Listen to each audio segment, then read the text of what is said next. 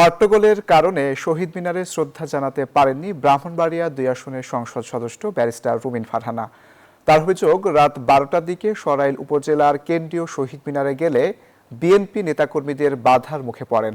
এক পর্যায়ে ধাক্কাধাক্কি ও উত্তেজনা ছড়িয়ে পড়লে শ্রদ্ধা না জানিয়েই শহীদ মিনার এলাকা ত্যাগ করেন তিনি।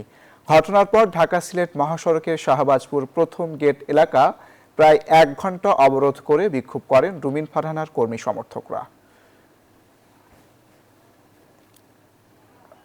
বিএনপির কিছু লোক তারা সেখানে রীতিমতো হামলা চালায়, আমার নেতা কর্মীদের উপরে হামলা চালায়, আমাকে এক পাশে ধাক্কা দিয়ে ফেলে দেওয়ার মতন অবস্থা তৈরি হয়। আমি এটুকুই বলবো যে দীর্ঘ ১৭ বছর পর বিএনপি রাষ্ট্র পরিচালনার দায়িত্বে এসছে। বিএনপি যদি তার নেতা কর্মীদেরকে লোকাল লেভেলে কন্ট্রোল না করে এখনই, এর পরিণতি ভয়াবহ রকম হবে।